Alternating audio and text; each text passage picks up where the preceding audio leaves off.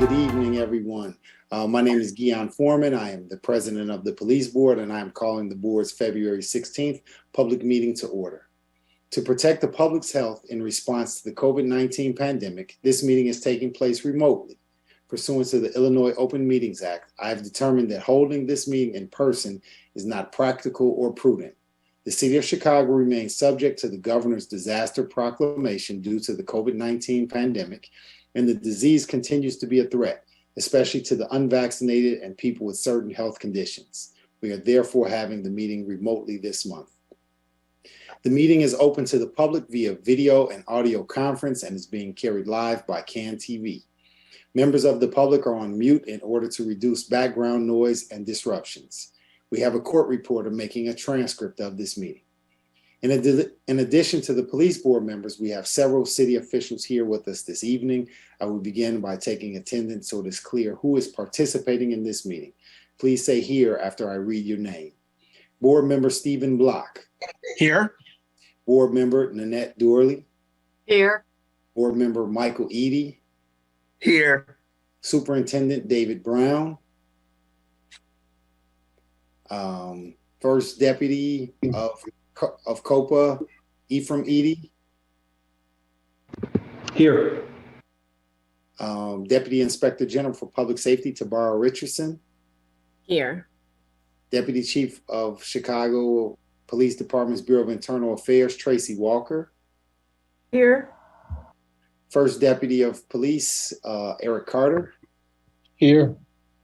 Chief of CPD's Bureau of Patrol, Brian McDermott. Here.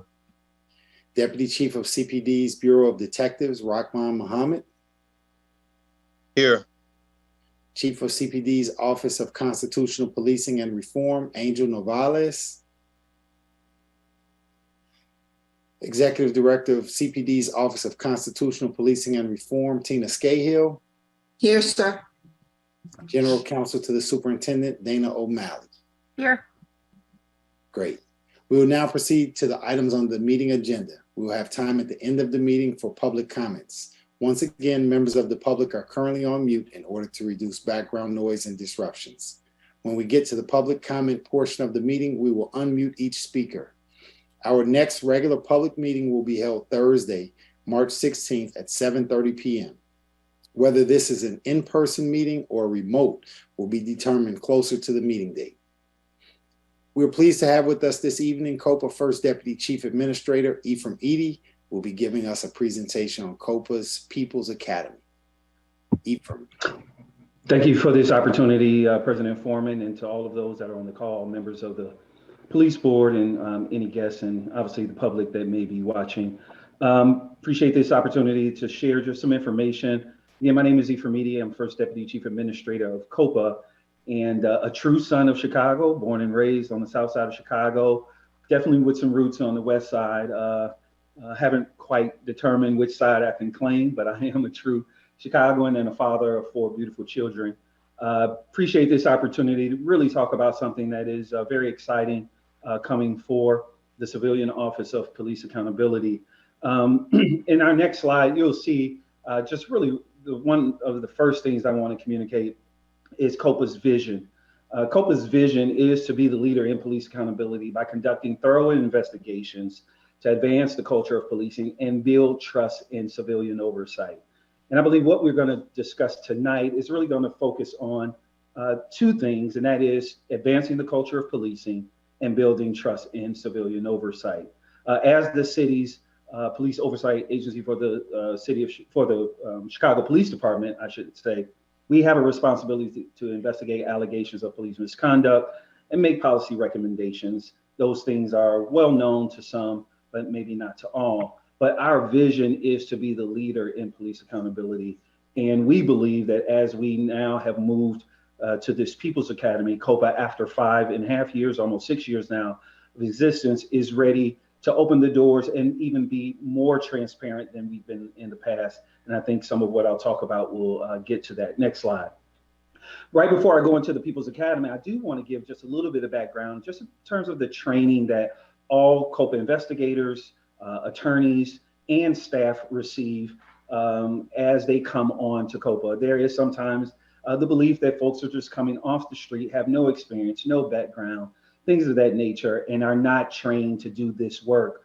Well, that is far from the truth, and we believe that being able to share information on platforms like today will help give the public confidence, law enforcement confidence, and I believe it really talks about how committed Chicago is to civilian oversight. And so there are three buckets primarily for all staff to go through. That's new hire, on-board orientation, COPA Academy, and in-service training. Next slide. And the way that those are broken down is really based on certain topics. Obviously, the introduction to the city of Chicago, COPA, and police oversight, which takes up about 30 hours of training. Next slide. As you'll start to see as we move to some of the other slides, training is not something that is new to COPA. Our inaugural class actually started back in June of 2017. It's typically a 6 to 12 week class. It has fluctuated based on the pandemic. We have been able to transition to some hybrid models of in-person and virtual, but over 230 training hours are provided to staff each academy, covering over 70 topics, again, in and out of class in terms of in-person and virtual. And we've had now almost 200 staff that have completed the academy, approaching 200 staff, over 1,600 hours of training provided since we launched in September of 2017. And we just graduated our 8th academy class back in October of 2022. Next slide. So as you look at the components in terms of how those 230 hours are broken down just for staff, again, these are your investigators and the attorneys that are trained to investigate allegations of misconduct. They're going to go through a series of investigative concepts and steps, legal concepts, and then site visits, as well as a case study practicum. And again, in total, we're really talking about 230 hours of training before our investigators and attorneys really start to actually investigate cases. Next slide. 141 hours are based on foundational concepts in terms of investigational skills, trauma-informed interview practices, which that is something that is new for us. All investigators have now been trained in trauma-informed techniques. This was something that we wanted to make an intentional effort of ensuring that as we interview and investigate allegations of police misconduct that come from complainants, that we're mindful of the trauma that they may have experienced in that encounter. However, we were not absent-minded of the experience of officers as well, who are patrolling our streets each and every day, putting their lives on the line to serve and protect the residents of the city of Chicago. They too are experiencing trauma, I'm certain, in many instances. And so many of our trauma-informed techniques also relate to how we interact with law enforcement as we have to interview them, whether they are an involved officer or witness officer. We really want to have a trauma-informed approach to complainants and law enforcement alike. We also work with partners like Chicago Police Department, obviously through the Bureau of Internal Affairs, Illinois State Police, and we really have hands-on training as a part of staff's onboarding and coming on to COPA as investigators and attorneys. Next slide. Just some other legal concepts that are covered. It's about 30 hours, which is about 13% of the curriculum, deals with Fourth Amendment, consent decree, collective bargaining agreements, and all of these classes are eligible for minimum continuing legal education through the board of the Supreme Court of Illinois credit. So our classes are do lead to a form of certification and that the staff is able to use. Next slide. And then there's 22 hours that deals with site visits. We often see on social media or in certain corners, folks want to know, do we visit Chicago Police Department's training academy? Do we go through the simulator and things of that nature? Often those are questions, but we do have staff that not only are participating in portions of the training academy at the Chicago Police Department, but yes, also going through the simulation. And then obviously we work site visits with Illinois State Police, and something that is new is we have brought on the Art Institute to look at civic wellness as a newer component to our COPA Academy. Again, this is for all attorneys and investigators. Next slide. And then we really kind of close things out in terms of our training of internal staff with 7 hours of application and skills learned through the academy through a case study practicum approach where they have problem-based assignments, a final summary report, interview sequencing, and then a final exam and an oral exam. Again, we take training very serious, and it's something that we are committed to for every investigator and attorney at COPA. So I really just wanted to start there, just to give a little bit of background of where you will see COPA People's Academy has really come from. It is based on what we give our staff. And the thought is that if it is good enough for our staff, then it is also good enough for the public. And so as we go to the next slide, the launching of COPA, I apologize, you can bypass this one. The launching of COPA's People's Academy will actually begin in March 21st of 2023. And we're excited to announce that our first class will be at the Bauer Plummer Public Safety Training Center, 4433 West Chicago Avenue. This is the new training center where all of those that are under public safety in terms of Chicago Police Department, the Fire Department, OEMC, and others that are part of the public safety system actually have training happening out of this location. And so COPA is excited that we will be able to also use the Public Training Center as a place to bring not only staff, but the public in the future. So again, just want to put that out early, launching March 21st of 2023. So what is COPA People's Academy? Next slide.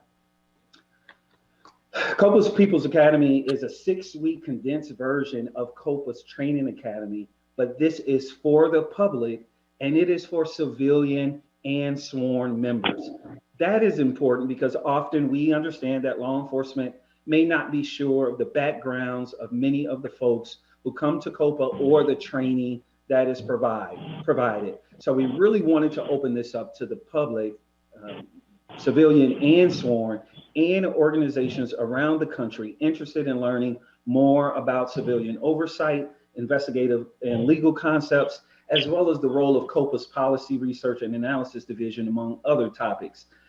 We have really solidified ourselves, we believe, over the past 5.5 years, that we are subject matter experts when it comes to civilian police oversight. COPA has had the opportunity to present at national conferences and receive calls and visits from agencies all over the country that deal in civilian oversight, and even some law enforcement. We've had some federal law enforcement agencies even visit us to find out more about what we are doing. And because we are so committed to transparency, as transparency is one of our 4 core values, we believe that it is time to open up COPA, make it more transparent, not only so people can learn about us and learn how to do what we do, but also it gives the public the opportunity to hold us accountable and know exactly how we are looking at evidence, weighing evidence, and things of that nature. Next slide. So why is COPA's People's Academy necessary? Because it helps to dispel the myths. Again, I think if anyone was to visit our website just to get a little bit of background on some of our supervising investigators, our deputy chiefs of investigation, and all of those that are on our website, you will find people who are well capable and trained to do this work. And so by allowing people to see how we are trained, we believe that it would dispel the myths that we are jumping to conclusions or we're not using evidence and video and things of that nature. We really want to educate the public, increase transparency, share information with the public about how we are going about these investigations so that we can be held more accountable. And we hope to encourage more public involvement as well as validate the core functions of our agency. Next slide. So when will this academy occur? Again, it will begin on March 21st, 2023. It will only be 1 day a week on Tuesday evenings from 6 p.m. to 8 p.m. Central Standard Time, and it will operate for 6 weeks. Now, the question may be, next slide, what kind of material would we be covering? I'm sorry, excuse me, Ephraim, excuse me 1 second. Excuse me, can everyone please mute themselves, please? So we're trying to minimize disruptions. So I'm sorry, Ephraim, can you continue, please? So the kind of, just some examples of some of the courses that will be taught or shared during this academy. Next slide. We'll deal with the history of civilian oversight, helping the public understand that civilian oversight is not new to the city of Chicago. It actually started over 40 years ago in the 70s with the Office of Professional Standards, and then obviously the Independent Police Review Authority, and now COPA. Also help people understand our intake and jurisdiction, how it has evolved over the years, especially in moving from IPRA to COPA with Fourth Amendment violations, as well as now more recent as of last year, sexual misconduct investigations. We also want to help the public understand about how to weigh policy and what role it plays in COPA and how it helps to inform the department. And then we have a wonderful website, but we're not sure always if the public if they know exactly how to use it. And so this will give an opportunity to show folks how to use our website, how to use data, where to find data, and how to use our dashboards in the event that they're looking for things in their neighborhood, in their ward, in their police district, or by different demographics. It is all on our website. We want to help the public understand how to access and obtain that information. Next slide. Other examples, we will go through the introduction to officer-involved shootings and all types of death investigations, whether in custody deaths, pursuit-related, things of that nature. We want to show the public how we go about those very kind of weighty incidents that occur that definitely garner a lot of public interest. We want to show them how we go about those investigations. As is with sexual assault and other misconduct investigations, we'll take those who participate in the academy through that class. Use of force, and then just Chicago Police Department directives helping the public understand that COPA is going to investigate and look at the actions of officers as it pertains to department directives and training and things of that nature, and really using that as the box that we are to stay within as we evaluate the actions of officers as they interact with the public. Next slide.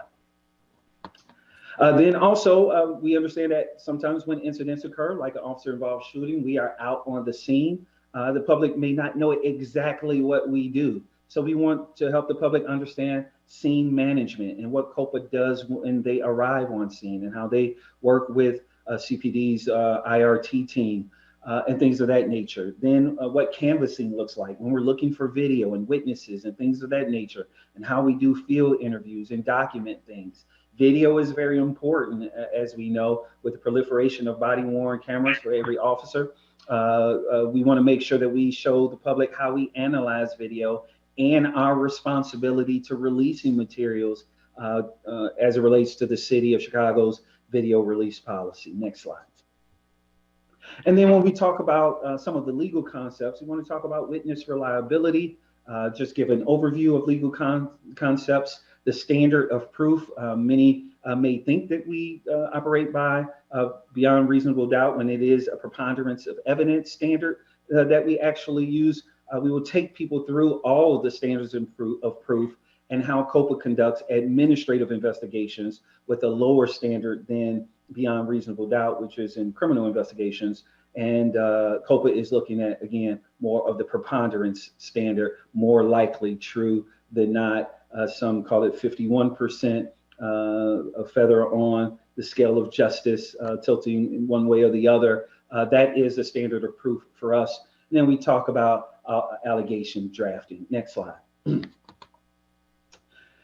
And then really to wrap some of this up, we also talk about Fourth Amendment search and seizure and the foundations and concepts around Fourth Amendment, which is our leading category for complaints that we receive from the public. And then what happens when an investigation is completed at COPA, the post-closed process of what happens when it leaves COPA, when it goes to the Chicago Police Department, and ultimately, if certain things go to the police board. We really want to help the public understand that process, and of course, COPA's role in making recommendations in the disciplinary process. Next slide. And I'll just end with these. So how does COPA's People's Academy build trust? And that is something that we are definitely after. We believe that by providing the public, civilian and sworn, and we are encouraging members of the Chicago Police Department. We visit every recruit class and have been for the past almost 6 years. We've talked to every recruit that has come into the Chicago Police Department. We've also talked to promotional classes of sergeants and lieutenants. But we encourage those rank and file members who are not certain of what are the ins and outs and how COPA is going about their investigations.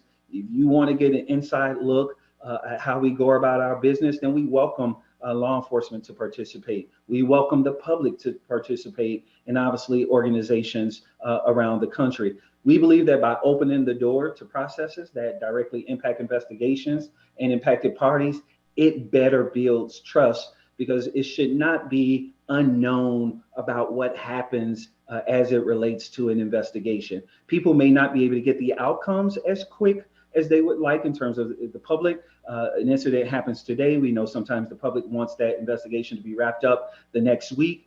Although we may not be able to conclude investigations as fast as the public would want, or maybe share information along the way, we can at least make sure that people understand the processes and how we are going about our investigations for officers and impacted parties, but the public in general as well.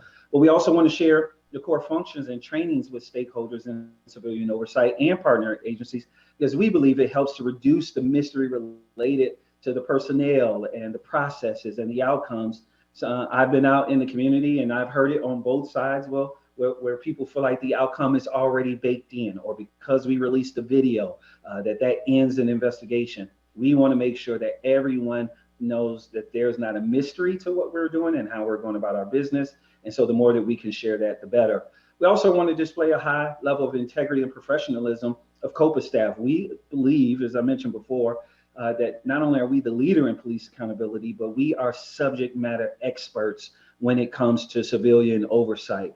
It is our belief that no one does it better. COPA is seeing almost 5,000 plus cases, complaints coming in a year. Although we're retaining about 20 to 25% of those, we are inheriting a lot of cases and concluding a lot of investigations, and have been for the past 5 years. So we believe we have enough experience and background and professionals to serve as subject matter experts. And so people will see not just the chief administrator sharing in these courses, but our deputy chiefs, our directors of investigations will be teaching and sharing during these courses. And we believe that we have a high level of integrity and professionalism that we really want to showcase during this academy.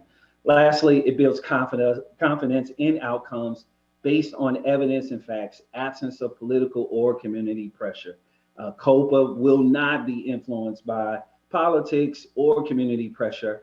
That's why we're opening up our doors so people can know exactly how we go about our investigations. We want them to hold us accountable to what they learn and what they see. Next slide. So how can you go about signing up? And this, I'm not sure how visible this is, but if you go to chicagocopa.org and you just hover over community outreach, you will see a drop down that will come on your screen that says COPA People's Academy. Once you click on that, there's a form that you just have to enter your name, your email, your phone number, along with some other information. Obviously, we'd like to know your police district and ward just so we can know where people are coming from. And you can sign up to be in the class.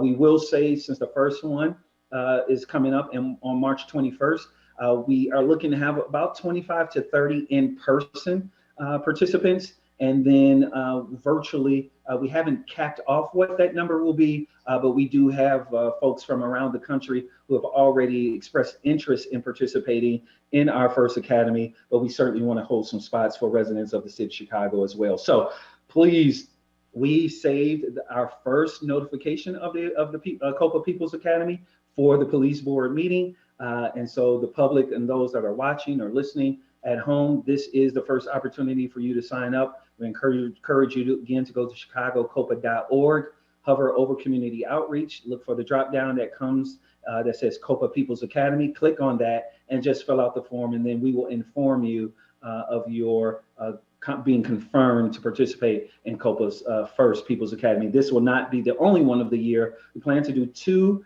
within the calendar year of 2023, as well as over the course of the year, we will have some more concentrated sessions that we will open up to the public. That may just be 2 weeks of Fourth Amendment, or during Domestic Violence Awareness Month, maybe we focus on sexual misconduct investigations. So throughout the year, we will have other modules that we will put on. But in terms of the full People's Academy, this is the first. We're very excited about it. Again, we believe that we are the leader in police oversight and accountability, and we have the subject matter experts to deliver for the residents of the city of Chicago and those around the country. So thank you for this time, Chairman Foreman. Back to you. Thank you, Ephraim. Let me ask you this question. You talked about your mission early on and how you guys wanted to be a leader. Does something like this exist anywhere else in the country? Did you model it based on anything? No, COPA Chicago, COPA is the first to do something like this for civilian oversight. And let me just say, there is no other agency that has as many staff persons as COPA has, to my knowledge. Definitely not the funding and backing, obviously supported by the city through CPD's budget. But when it comes to this level of training, it is not occurring. It is the first, and we're so excited to be able to put this on. Great. One of our community members, Jennifer Edwards, is asking, does COPA Academy replace the Citizens Academy? No, so let me just be clear. The Citizens Academy is something that is with the Chicago Police Department. COPA is independent of the Chicago Police Department and investigates allegations of police misconduct. So it will not replace anything that Chicago Police Department is doing. That is a separate department, separate agency from us. And so in no way are we replacing what they do.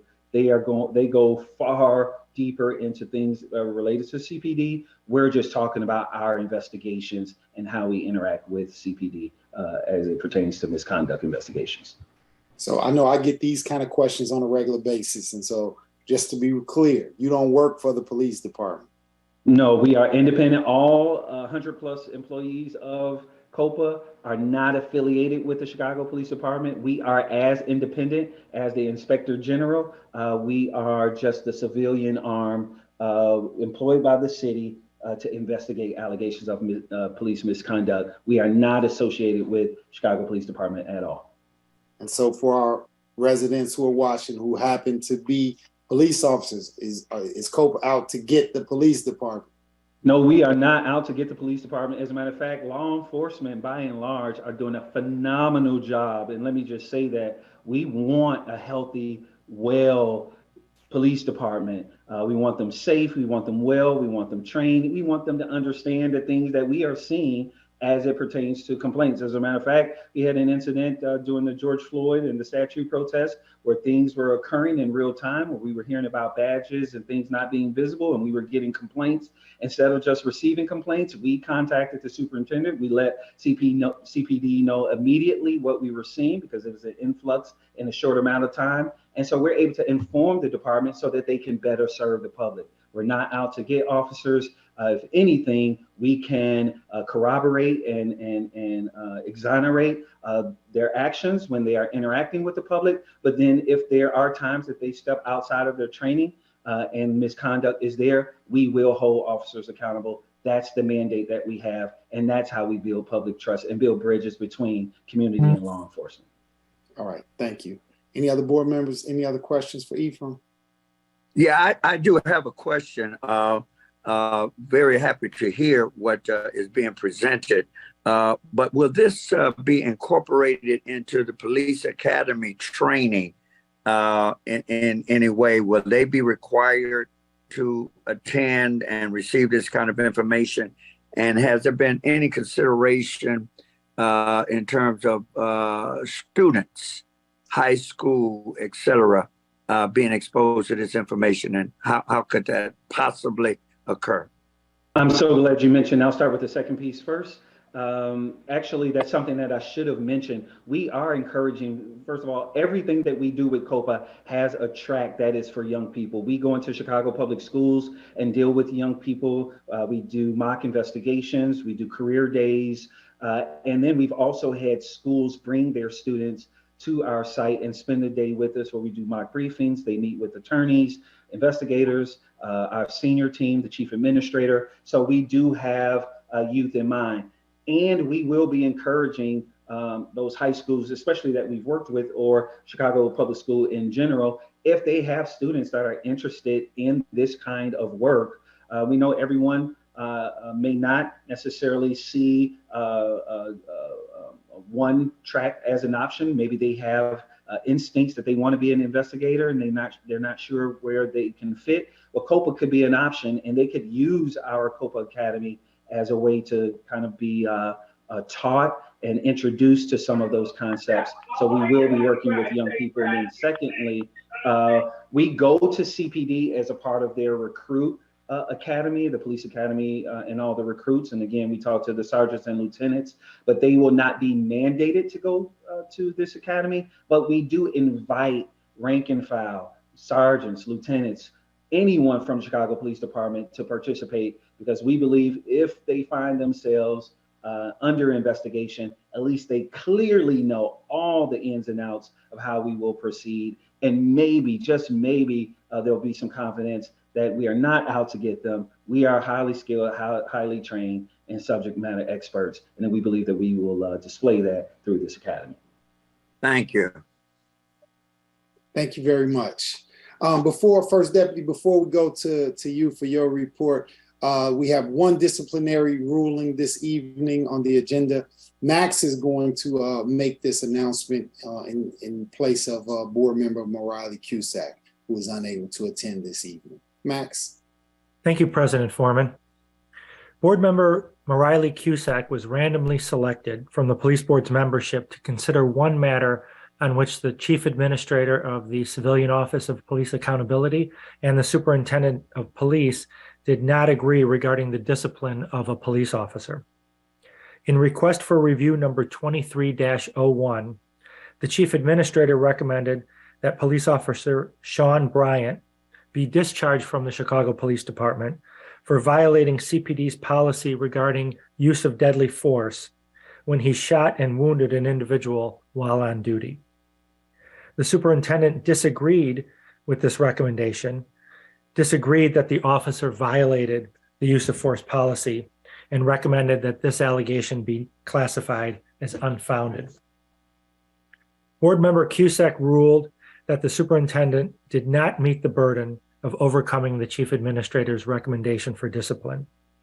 Board member Cusack ruled that an evidentiary hearing before the police board is necessary to determine whether Officer Bryant violated any of the CPD's rules of conduct, and if so, the appropriate disciplinary action. A copy of board member Cusack's written opinion will be posted on the board's website as required by the municipal code, and that'll be up after this meeting. Thank you. Thank you, Max. First Deputy, before you give your report, I would like to share something with you. Last month, I had an opportunity to attend my alma mater, Florida A&M University, on a recruiting trip with CPD. And it was interesting as I was, telling people in the city that I was going on this recruiting trip. Just about everybody said, "You're going to a college to recruit for police officers."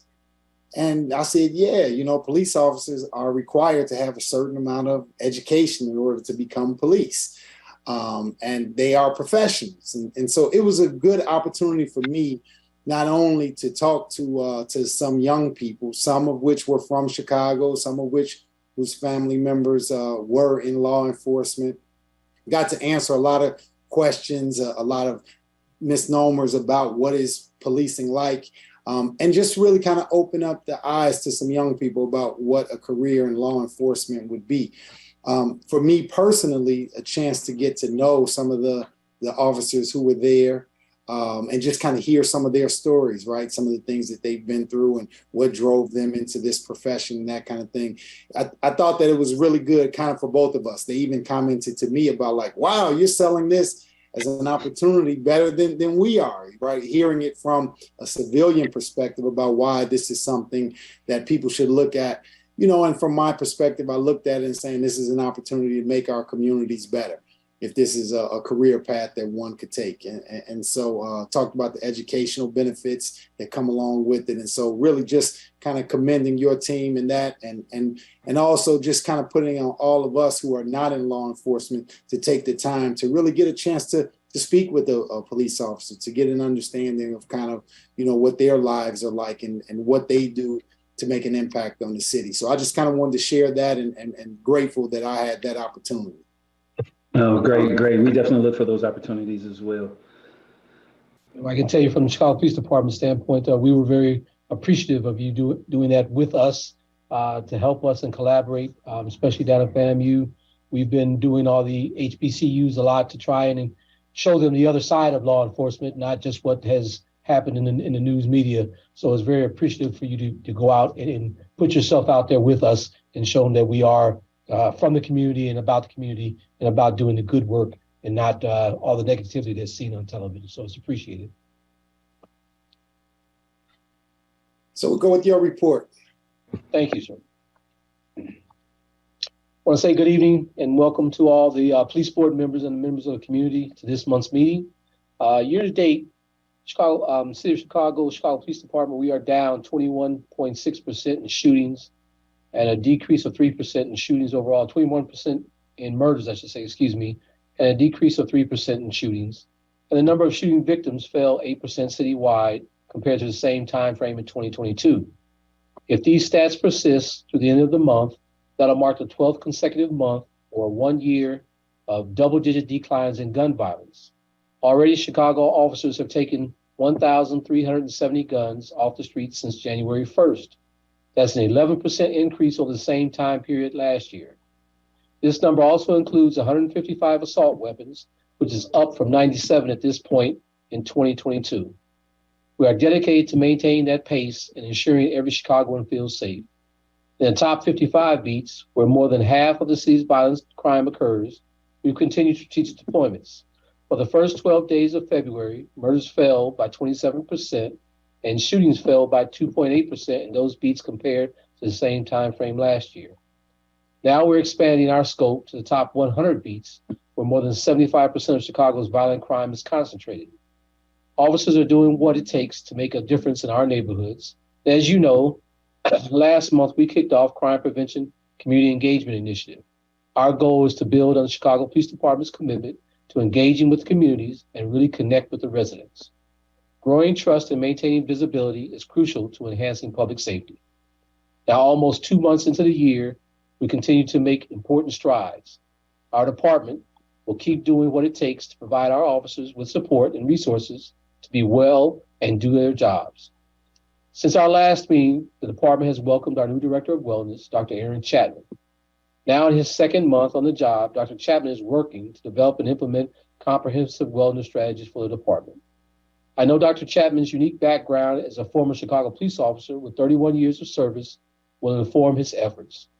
Together, he and Dr. Robert Sobo make a great team dedicated to improving the quality of life for every department member.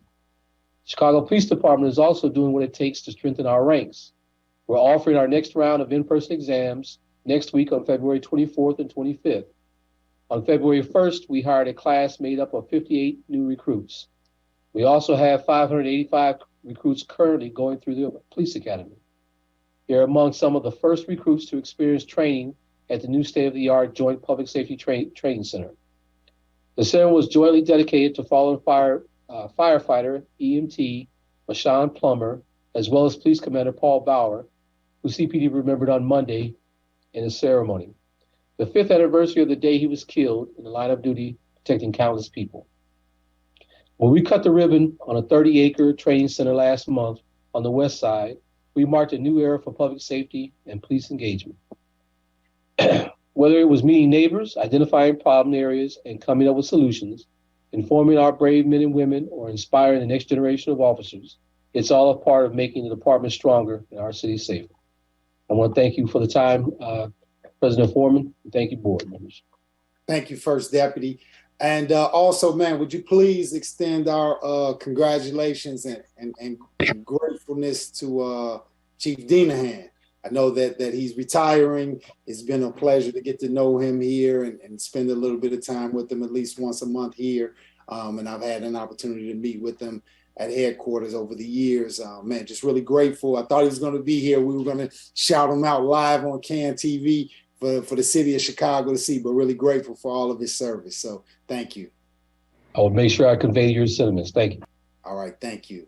Then next we'll go back to you, Ephraim Eady, for the COPA report. Thank you again for this opportunity. And I realize if I didn't have a beard, you were probably mistaking me for First Deputy Eric Carter, coming right behind one another. But for February, this is COPA's report.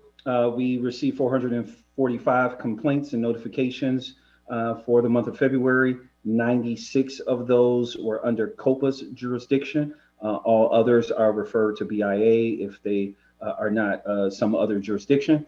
44% of allegations are Fourth Amendment, again, improper search and seizure, which is our leading category and has been for some time. There were 2 officer-involved shooting notifications received, which COPA did respond to. We concluded 7 officer-involved shooting cases in the month of February so far, and then 11% of the 110 cases that were closed so far in the month of February have sustained allegations or are sustained cases. In terms of allegations specific, we have 46% sustained allegations for the month of February. We did have a video release in the month of February, and we also had, if I'm not mistaken, it was 2 that were released today, and we have provided updates regarding recent officer-involved shooting incidents to the public. For those folks who are not receiving notifications, you can always follow us on Twitter. We make notification to the public when we are responding to an officer-involved shooting, when we put out a press release to update the public, and then once materials are released, we always make notification through social media. Twitter and Facebook is one way to find out that information. We did post in the month of January 29 final summary reports. Those are when investigations are completed and have gone through the entire process. We can make those summary reports available on our website. Again, just go to chicagocopa.org and you can find the final summary reports there. We have posted 45 final summary reports for the month of February for a total of 74 final summary reports are on our website for the public to review, again, our investigations and see what the conclusions are. Also, we posted our annual report to our website. So we invite members of the public to check out our annual report, which will give data, background, and some summary of all of COPA's activities for 2022. We definitely invite folks to take a look at that. We will be having our all-staff meeting March 8th for all COPA staff at the National Museum of Mexican Art in Pilsen. We are excited to go local with our all-staff meeting. As a matter of fact, we not only will have an all-staff meeting there, but we'll also do a mural tour and able to have the entire COPA staff. At least we will invite them to participate and be out in the community in Pilsen on March 8th. So we're excited about that. And we have distinguished guests that also will be participating. One of the focuses of COPA this year will be on wellness, wellness for our staff, and then understanding wellness as we interact with members of the Chicago Police Department, as we understand that is a focus and a priority for them as well. Also, we just want to finish up with some policies or some feedback that we were able to provide to the department. We weighed in on their search warrant policy, and we saw as it was posted that some of our recommendations were in CPD's search warrant policy. We have also provided feedback on their social media policy. We know that there are a lot of conversations around social media and things of that nature. So we were able to provide some feedback, and then we were asked for feedback regarding their training plan, Chicago Police Department's training plan for 2024. And so we have certainly provided and will provide feedback on the training plan. I do just want to mention as I close out that we do have some current job openings available. Again, you visit our website, chicagocopa.org. If you are a resident of the city of Chicago and you have the skills, qualifications, we definitely welcome you to come aboard. We have a phenomenal team doing great, meaningful work, and the city of Chicago can certainly use your gifts. So we invite you to join us. Thank you. Thank you, Ephraim. Next, we will call on members of the public who signed up in advance to speak. To ensure that we have time to hear from all speakers, there's a 2-minute time limit on comments. To unmute yourself, please, when I call your name, please press *6. Our first speaker is Mia Bonds. So I'm speaking on behalf of the Chicago Youth Organizing into Trauma Heals Council. So last Friday, we had a community voter registration basketball tournament event. And we were able to get people registered to vote. And we also had a mayor candidate join us, Jamal Green. And we can also read about this event more on the Austin Weekly's article. That's all the updates we have. All right, thank you. Next speaker, Jennifer Edwards.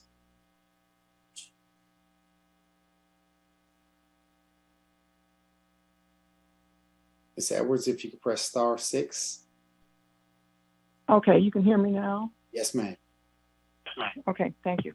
Good evening, everybody. We'd like to speak tonight about the area of 75th Street between State Street and Cottage Grove. It is a business area that's unique to be located in 2 CPD districts with community members from beats 323, 623, 324, 624 affected by loud noise, drunkenness behavior, trash, illegal parking, fighting, etc., as a result of being in the area of the bars during and after closing. The community members living in surrounding areas of the business district feel the brunt of constant unrest and noise near their property. The community members have met with city agencies, business owners, CPD, and elected officials numerous times, and as a result, requested cameras for connection for the SDSC rooms in the 3rd and the 6th districts on both sides, more police patrol, zone parking designations, hotspot designations that have all been discussed. On our 3rd and 6th district, officers have been very cooperative within their capacities. I am concerned about talk that's pitting one district against the other by the businesses, which is not true. Can we request as much assistance as possible for both districts to help with a resolution before the weather gets warmer? Thank you. First Deputy, any thoughts? Yes, we'll have the commanders of the 3rd district and the 6th district work with the chief of patrol to take all that. So if we can get all that information from Max, we'll follow up with it. Okay, we'll make sure we get that to you. Thank you. Thank you. Our next speaker, Krista Noel. Ms. Noel, if you could press *6 to unmute.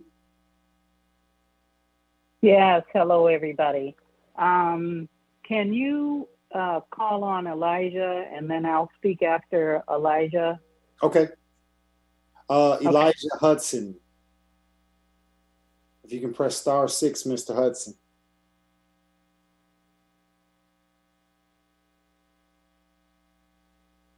Mr. Hudson, *6. Hello? Yes. Hello? Good evening. Okay. All right. Good evening, everyone. Again, this is Elijah Hudson.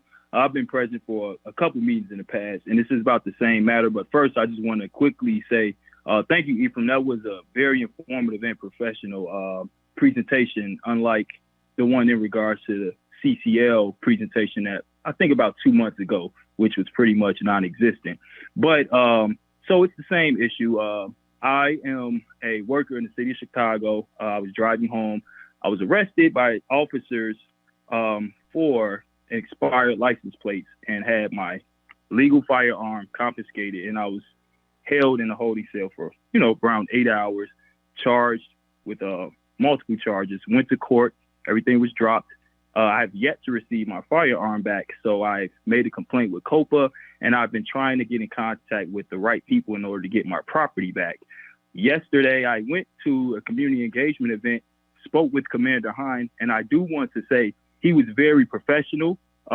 He was empathetic to the situation. And once he heard what happened, he seems as though he wanted to get on it and correct it. So I do want to thank Commander Hine from the 18th District, how he handled the situation.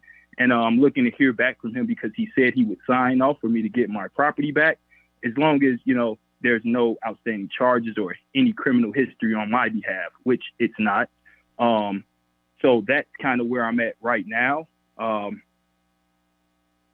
I also spoke with Sergeant Shank, who was also professional at the community engagement event that took place in Gold Coast yesterday. I can't remember the bank we were at, but those two officers from the 18th, I do want to commend them for their professionalism. That's all I have as of right now. Thank you. Thank you. Ms. Noel?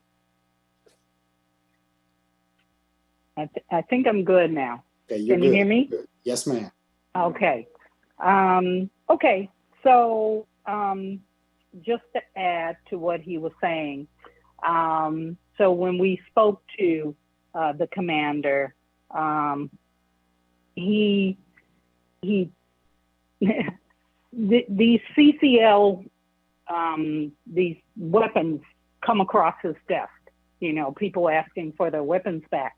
And he had actually denied giving Elijah back his weapon. And he didn't even realize that Elijah Hudson, who he had just denied giving back his weapon, was standing in front of him. So that gives me the impression that this is a rubber stamp. It just comes across and they just go, yeah, no, we're not giving it back. The other problem I have with the process is that they don't call the owners. They don't ask to interview. This is very important, right? You should know the person that you're denying. They couldn't really give us any reason why he denied it 2 weeks ago. But I would think that if I reviewed a weapons request, that if I saw the name Elijah Hudson and I did all my little paperwork and I looked around and into the system and everything, that if he was standing in front of me, that I would remember him. Okay. So I have a problem with this whole process. It is exposing one problem after another, after another, after another. It's completely racist.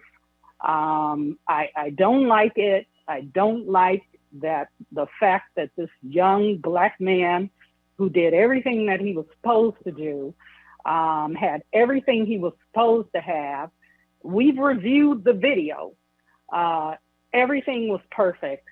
And he's still just being denied at every single place he goes to find out the reason why he was even arrested and had to put up with this. Thank This is you, a Ms. complete Noel. exposure of the system. Thank you. So, appreciate you bringing this to our attention, both the police board, COPA, and the new commission. We all have the ability to take a look. And so I think this is an important place to bring up these issues. And it's something we can definitely take a look into and make some recommendations. I'm sure the police department is hearing what you're saying and taking note of this as well. So it's something that, not to just put it on the police department, but the police board, COPA, and the new commission, it's something that their commission members who are attending the meeting as well. So it's something we can take note of and look into it and have some conversations and try to see if we can make some recommendations around these policies. So thank you for bringing this to our attention. Our final speaker will be Mr. Robert Moore. Mr. Moore, if you can unmute one of your phones, please. Hello, Mr. Foreman. Can you hear me? Yes, sir. Good evening. Okay, I confess to the children of Chicago and all the people entitled to consideration for me a lack of agility in information technology. I couldn't get on the call the last time, and I'm not exactly certain why, because there are a number of factors that are simply not within my control, because not within my knowledge in terms of all this information technology. But I'm totally recognizing that it's not acceptable to remain ignorant in this, because that's vulnerability. It's not just vulnerability for me, it's vulnerability for everyone who's entitled to consideration from me. So I gotta improve in this. I am committing myself, and I am improving in my information technology. Okay, first of all, my first disclaimer is at http://theyoutubechannel.com and then WATCH?V capital L, capital N, capital O, lowercase k, lowercase b, 50, uppercase K, no, it's 5 uppercase O, uppercase K, 041. And that's my disclaimer, because Woodrow Wilson lamented on his deathbed that he unwittingly had destroyed his country. Unwittingly is not the same as inculpably. He did destroy the country by signing the Federal Reserve Act on December 23rd of 1913. There's no doubt that was an act of treason. And all the evils that have then ensued have come out of that, because it enabled the forebears of the present incarnation of the Committee 300 to aggregate this gigantic component of nominal legal claims of resources through the arrangement that's classified as the Great Depression. It was no Great Depression. It was a great deception. And it was the largest transfer of wealth in history. And this has enabled them to gain a massive amount of control, and very few people understand how things actually work. So I'm already at, I don't know if I'm going to get a couple more seconds. But at any rate, but the point is, so I'm screaming bloody murder about the FBI is now investigating and spying upon quote unquote radical Catholics as traditional Catholics, as trying to criminalize us. And is that it, Mr. Foreman? Yeah, that's it. I'm sorry. No, but you know what? The time's up. You gave me an extra 10 seconds, but I just want to get all that in. So I'm not unappreciative of that, but I got to make my witness my contribution, my mustard seed to fixing the core structural defect. So on to the next battle. I hope to talk to you next month. Yes, sir. And we'll be back in public soon, Mr. Moore. So, yes, you should. We all have some things we have to work on, keep working on the technology, but we will be back in person soon. At this time, all members of the public who signed up to speak have been called. Is there a motion to adjourn? So moved, Michael Weedy. Is there a second? Second, Stephen Block. All in favor, please say aye. Aye. The motion passes and the meeting is adjourned. Thank you very much, and be safe, everyone. Thank you.